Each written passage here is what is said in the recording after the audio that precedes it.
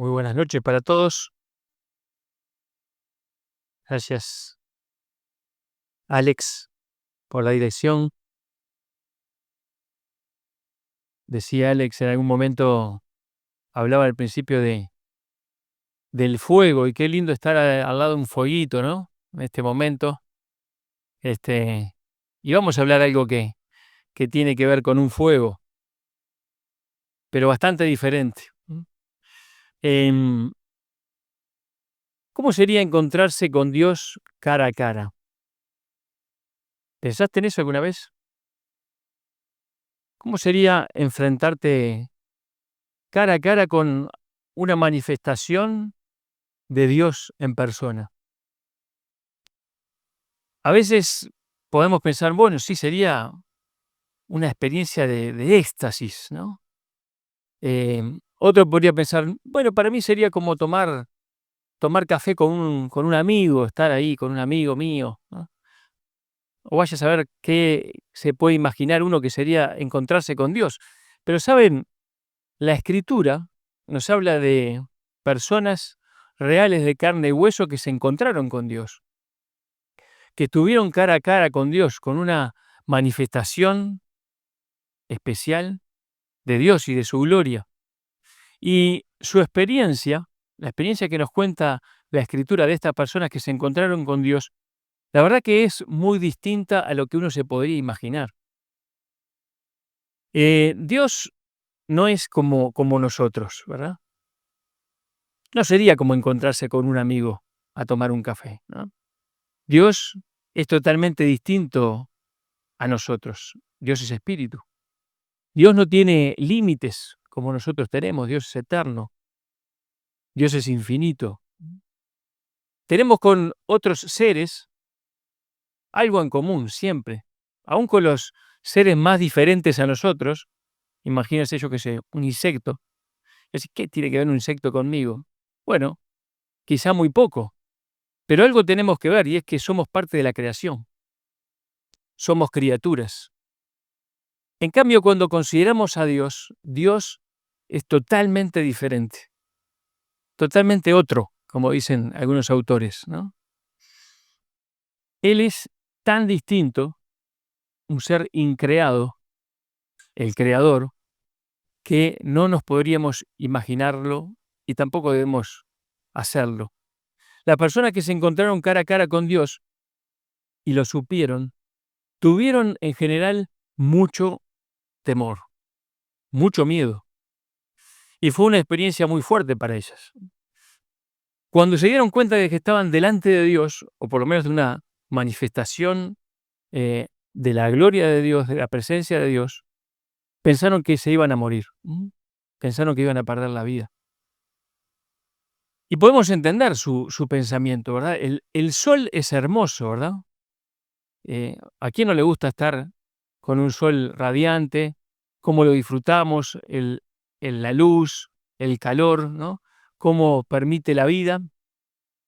Pero si yo te ofrezco una excursión a conocer al sol más de cerca, seguramente no vas a querer ir, ¿no? Porque hay algo seguro, que cuando estés por llegar, a no ser que vayas de noche, como decía el gallego, ¿no? Cuando estés por más cerca, bueno, te puede gustar al principio lo que ves, pero vas a ser totalmente consumido, totalmente consumido. Y así también estas personas, estos hombres, pensaron que iban a ser consumidos al instante por estar cerca del Santo. Ahora, podemos encontrar un patrón común en algunos encuentros de algunas personas con Dios. Algo que ocurrió, podríamos decir, en todos los casos. Algo que ocurre cuando uno se encuentra con Dios. Y vamos a considerar 3 encuentros, pero vamos a leer solamente uno por razón de tiempo. De los otros 2 solamente vamos a hablar. Y les invito a leer Éxodo capítulo 3. Y vamos a tener una presentación allí que nos va a ayudar Matías.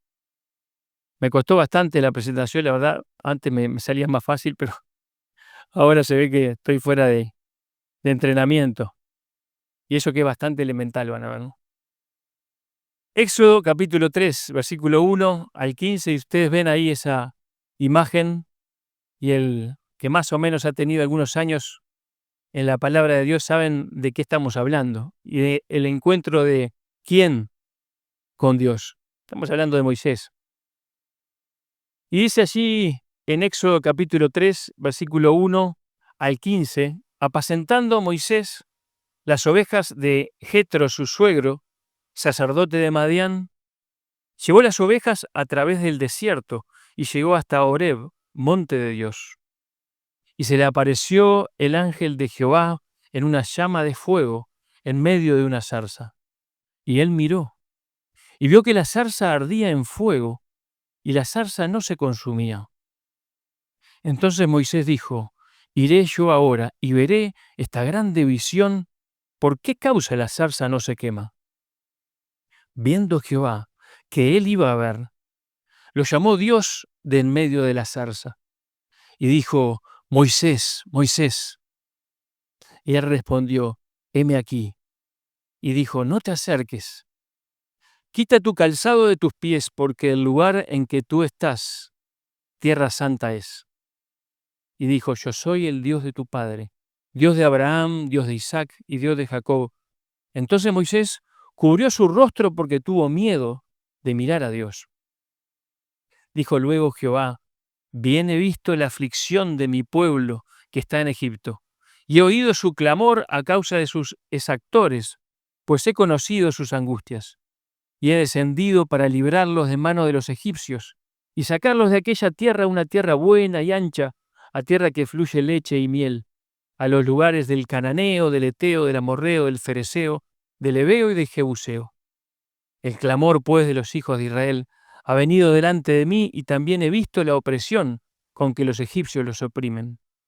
Ven, por tanto, ahora, y te enviaré a Faraón, para que saques de Egipto a mi pueblo, los hijos de Israel. Entonces Moisés respondió a Dios: ¿quién soy yo para que vaya a Faraón y saque de Egipto a los hijos de Israel? Y él respondió: ve, porque yo estaré contigo. Y esto te será por señal de que yo te he enviado.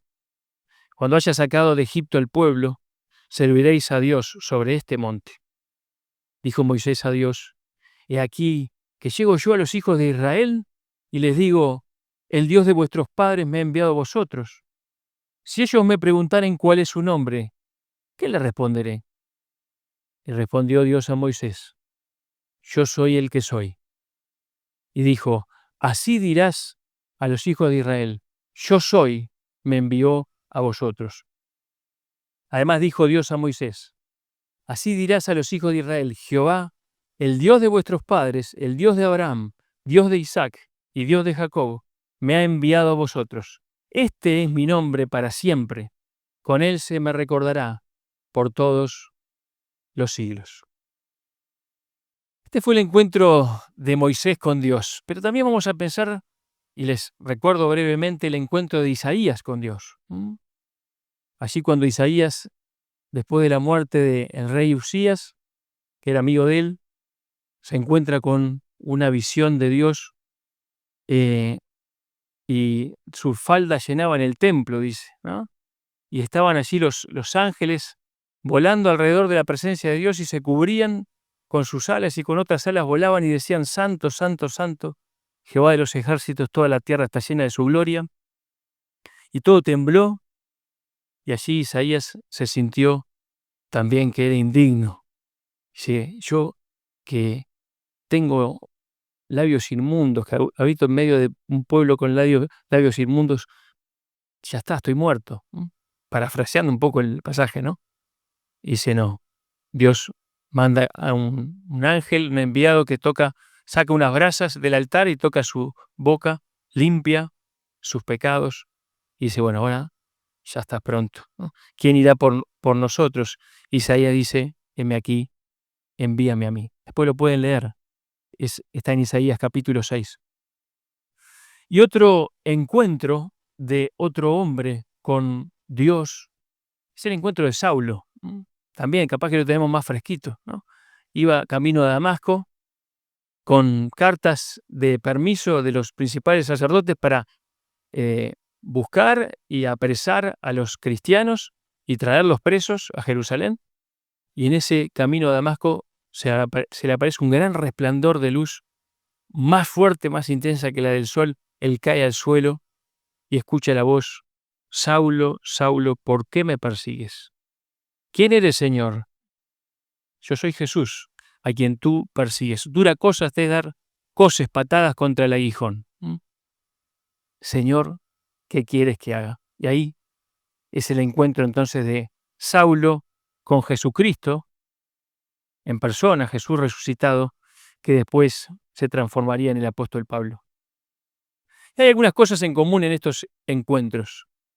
Y también podríamos considerar otros, pero bueno, por razones de tiempo vamos a pensar solamente en esos tres. Y yo pensaba en 4 cosas que tienen en común estos encuentros. Primero que nada, y pensando sobre todo en el de Moisés, pero también en los otros 2, fue un encuentro atemorizante, atemorizante. No generó gozo en el momento, sino más bien temblor, temor, reverencia, hasta podríamos decir cierto miedo, como dice acá este pasaje. Y nos llama la atención porque estaban ante Dios en persona y ninguno de ellos sabía en qué iba a terminar eso, ¿no? Sobre todo Moisés. Y podemos pensar un poco en este temor reverente que genera el encontrarse con Dios. El temor de Dios. ¿Saben? El temor de Dios no se refiere a miedo o a pavor, ¿no? Sino a reverencia y admiración ante la persona de Dios. Tener temor de Dios o vivir con temor de Dios es vivir con la conciencia permanente de la presencia de Dios en nuestra vida, de su mirada, de su compañía. Y el temor de Dios es importantísimo en la vida del creyente. Dice Proverbios 1:7 que el principio de la sabiduría es el temor de Jehová, ¿no? O sea que si uno quiere ser sabio en la vida, lo primero que tiene que tener es temor de Dios, esa conciencia de que Dios está, esa reverencia ante la persona de Dios. Y el Proverbio 8:13 nos muestra que es una reverencia que lleva a una conducta particular, ¿no? Y bueno, es también bastante obvio pensarlo, ¿no? Si yo sé que Dios está y Dios me está viendo, yo voy a vivir de determinada manera y no voy a vivir de otra manera, ¿verdad? Dice, el temor de Jehová es aborrecer el mal, la soberbia, la arrogancia, el mal camino y la boca perversa, aborrezco. O sea que el que teme al Señor va a vivir aborreciendo el mal, rechazando el mal. Pero también dice que el temor de Jehová da fuerte confianza. Dice que el temor de Jehová es manantial de vida para apartarse de la muerte. Y dice también de diferentes maneras que tiene gran recompensa de parte de Dios. Y en cambio, la contrapartida dice que los necios, los impíos, no hay temor de Dios delante de sus ojos. Eso dice la Escritura. Temor del Señor, reverencia ante su persona. Saben, a veces creo que somos bastante irreverentes, ¿no? Nosotros los creyentes. Y no deberíamos, ¿no? Es una bendición que el Señor Jesús nos haya dado este acceso tan libre a la presencia de Dios. Por supuesto que es una enorme bendición. Y que el Señor Jesús nos enseñó a llamarle Padre. Y eso es también una bendición. Y lo disfrutamos. Pero ojo con perder la reverencia, ¿no? Dios es soberano, Dios es el creador, Dios es juez justo, la vida y la muerte están en su mano, Él puede dar y quitar la vida, Él es digno de todo nuestro respeto, toda nuestra reverencia, toda nuestra adoración. Por supuesto que es un Dios de amor, de justicia, de perdón, de misericordia, de consolación, pero no perdamos la reverencia a su nombre. Acá vemos que encontrarse con Dios generó temor y reverencia, un temor que acompañaría tanto a Moisés como a Isaías, como a Saulo, que después sería Pablo, por el resto de su vida.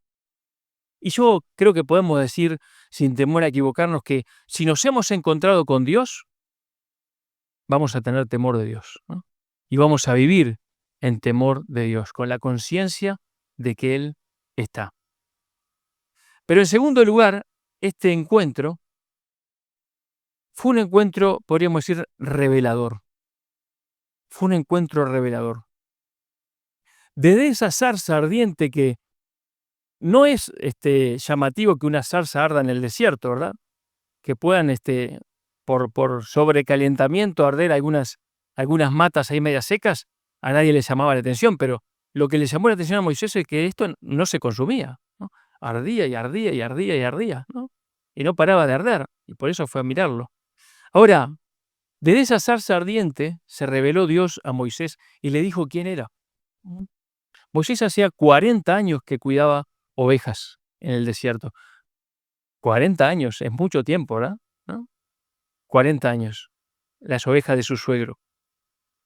Aquel príncipe de Israel que había aprendido y había sido criado ahí a los pies de la hija del faraón, había aprendido toda la sabiduría de los egipcios, era un gran militar también, ¿no?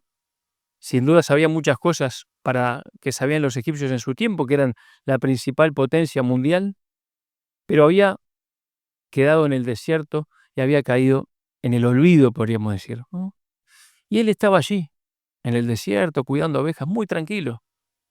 Y de pronto Dios se le revela a Moisés y le dice: yo soy el Dios de tus padres, de Abraham, de Isaac, de Jacob. Yo soy el Dios que ve la aflicción de su pueblo y que quiere liberar al pueblo.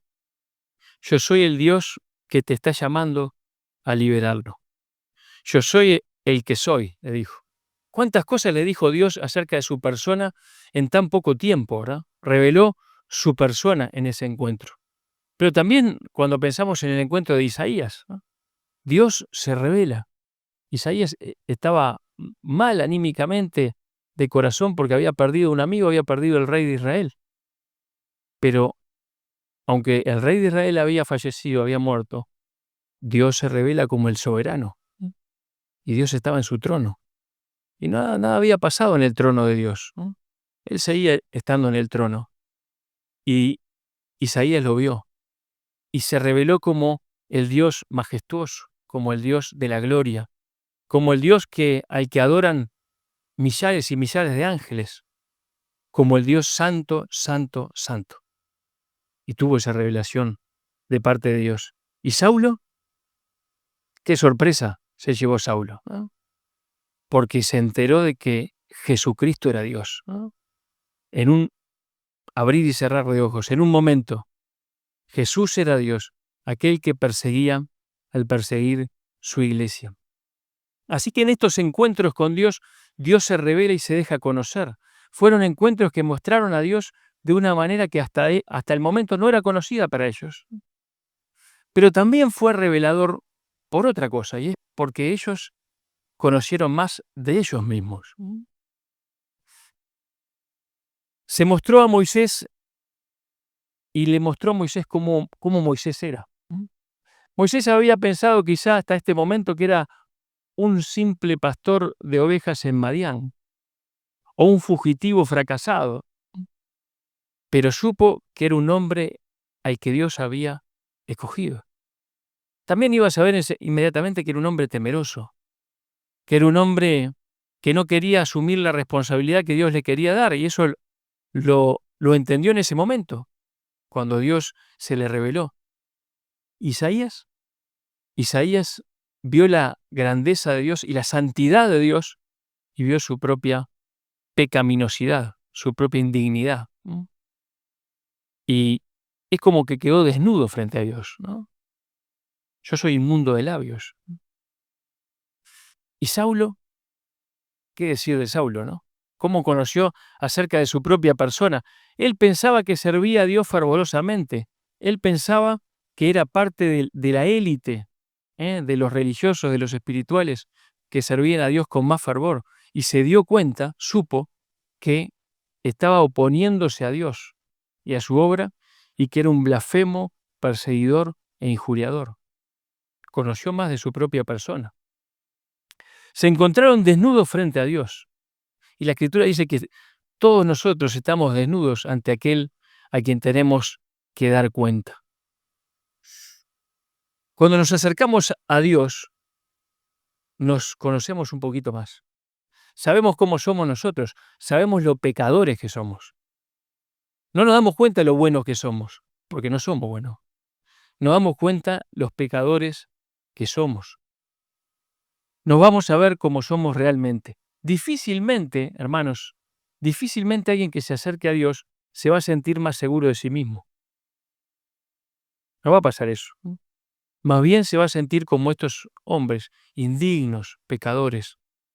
Porque la luz revela la realidad y revela el pecado, revela la debilidad, ¿no? Imagínense, ¿no? Cuando uno va a la luz, se ve lo que capaz que antes no se veía en las tinieblas, ¿no? Pero eso es saludable para nosotros, porque la humildad es imprescindible en nuestra vida. La humildad es sabiduría también. Si alguien ha estado con Dios, la respuesta va a ser la humildad. Dios resiste a los soberbios y da gracia a los humildes. Y podemos decir también, sin temor a equivocarnos, que un hombre soberbio es un hombre que no ha estado en la presencia de Dios. Este encuentro fue revelador porque le mostró a estos hombres cómo era Dios y también le mostró cómo eran ellos, y les llevó a la humildad. Pero si seguimos pensando en estos encuentros, tenemos que decir también que fueron encuentros decisivos. Decisivos. ¿Por qué? Porque cada uno de estos encuentros marcaron un punto de inflexión en la vida de estos hombres. A partir de este momento, no iban a ser los mismos. Iban a estar en las manos de Dios de una manera distinta, especial, de una manera renovada. A partir de este momento, iban a cambiar como personas. Moisés iba a ser transformado de ese pastor de ovejas oculto en un siervo de Dios, profeta, libertador. Isaías iba a ser limpiado de su pecado, iba a pasar de ser sacerdote a ser un profeta y el evangelista del Antiguo Testamento, podríamos decir, ¿no? Y Saulo iba a pasar un duro proceso, iba a pasar de ser un perseguidor a ser un proclamador del Evangelio de Cristo. Nunca fueron iguales, nunca fueron los mismos. Y es lógico, ¿verdad? Uno no puede pretender encontrarse con Dios cara a cara y seguir siendo la misma persona. No podían seguir las vidas como si nada. Si nosotros nos encontramos con Dios, no podemos seguir nuestra vida como si nada. Eso es necesariamente decisivo en nuestra vida. Como decía un autor, ¿no? Uno no puede chocar contra un camión con zorra y que siga todo igual, ¿no? Es una cosa imposible, ¿verdad? Va a tener serias repercusiones. Imagínense enfrentarse al Dios Todopoderoso, omnipotente, omnipresente, infinito, santo. Si nosotros vamos a estar delante de Él, las cosas no van a ser iguales, ¿no? Sus vidas no fueron iguales. Y ese encuentro hizo cosas en su vida. Los empezó a purificar. Y nosotros también, hermanos, si nos hemos encontrado con Dios, hemos empezado un proceso de transformación. Hemos empezado a cambiar a la medida de Cristo, a la imagen de Cristo. Y ya no podemos ser los mismos. Ya no puedo seguir siendo el mismo que se enoja por todo. Ya no puedo seguir siendo el mismo que se ofende por todo. No puedo seguir siendo el mismo incrédulo, o el mismo ventajero, o el mismo murmurador. Y poner el adjetivo que quieras. No podés. Si te encontraste con Dios, no podés seguir siendo el mismo. No podés porque es imposible, no lo vas a poder seguir haciendo. Si te has encontrado con Dios, has de cambiar, porque eso ocurre a alguien que se ha encontrado con Dios. Pero también este encuentro es un encuentro, permítame la palabra, si se puede decir, enviador. Fueron encuentros enviadores. ¿Por qué? Porque todas estas personas que se encontraron con Dios fueron atemorizadas y tuvieron un temor reverente. Y al encontrarse con Dios le fue revelado de una forma especial la persona de Dios y entendieron lo que eran ellos. Y empezaron ese proceso de transformación todas terminaron siendo enviadas, ¿no?, a la misión. Salieron transformadas y enviadas. Dios, podríamos decir, se encontró con ellos, no solo para transformar sus vidas, para bendecir sus vidas, sino para que a través de ellos muchos otros fuesen bendecidos. Y esto es un patrón que se repite una y otra vez, ¿no? ¿Se acuerdan de Pedro en la pesca milagrosa? Este maestro que viene y nos dice que tiremos la red, sí, la verdad que de pesca no sabe nada, pero Señor, en tu palabra echaré la red, ¿no? Y Pedro, después de que tira la red y saca esa red llena de peces, el temor lo invade. ¿Quién es esta persona? Y se postra ante el Señor y dice, Señor, apártate de mí, porque soy hombre pecador. Él se le revela la persona de Jesucristo, pero también se da cuenta de quién es Él, ¿no?, y de cómo es Él. Y teme. Y el Señor Jesús, que le dice, tranquilo, Pedro, desde ahora, a partir de ahora, te transformarás, te convertiré en pescador de hombres, ¿eh? Iba a ser transformado, iba a bendecir a otros al ser enviado. Fueron enviados a que sus vidas impactaran otras vidas, a que su servicio a Dios contribuyera a que otros también se encontrasen con Dios. ¿Saben? Dios no se quiere encontrar solamente con ancianos, con misioneros, ¿no? Dios no hace excepción de personas. Él se quiere encontrar con todos sus hijos, ¿no? En realidad Él se quisiera encontrar con toda la humanidad, ¿verdad? Pero especialmente vamos a pensar en nosotros. Dice, la comunión íntima de Jehová es con los que le temen, y a ellos hará conocer su pacto. Y también esto mismo pasó cuando estaban en el monte de la transfiguración. ¿Se acuerdan? Pedro, Juan, Jacobo en el monte de la transfiguración. Jesús se transfigura delante de ellos, muestra su gloria, muestra que es Dios, ¿no? Y aparecen allí Moisés y Elías. Y Pedro, que dice la Escritura que no sabía lo que decía, y dice, vamos a hacer 3 enramadas, una para cada uno, y la nube los cubre. Y de pronto la voz del cielo que dice, ese es mi Hijo amado, a él oíd. Y desaparece esa nube y solamente está Jesús. Pero ahora ya no resplandeciente, sino como siempre, ¿no?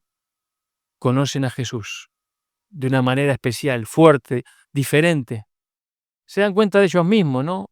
Lo que decían estaba todo mal. Pobre Pedro, ¿no? Era el que hablaba, pero hablaba para meter la pata, ¿no? Iban a ser transformados por esa experiencia. No la iban a olvidar nunca más. Pedro la menciona en su carta después. Pero ¿qué tenían la tendencia o la tentación de quedarse ahí arriba? ¿Quién no se va a quedar arriba, querer quedar arriba en el monte con Jesús, ¿no? Pero tenía que bajar. Y bajaron al valle, y en el valle se encontraron con la miseria humana y con la necesidad y con la misión, con lo que ellos tenían que hacer. Siempre este patrón se repite. Ahora, ¿cómo dice la siguiente, Mati? Si pensamos en esas 4 características, ahí podemos pensar en ese acróstico, arde, ¿no? Arde como estaba ardiendo la zarza. Un encuentro atemorizante, un encuentro revelador, un encuentro decisivo y transformador, un encuentro enviador. ¿Cómo estamos nosotros? ¿Te has encontrado con el Señor?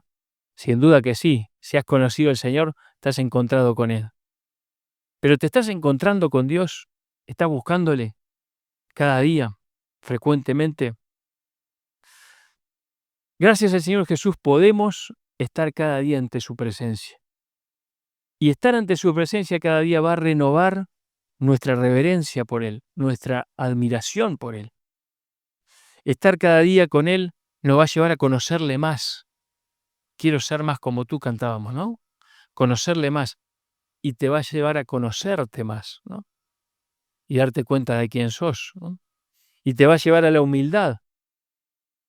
Y ese momento decisivo va a contribuir a transformarte, cambiarte, y para que esa vida de Jesús, ese carácter de Jesús, sea cada vez más evidente en tu vida.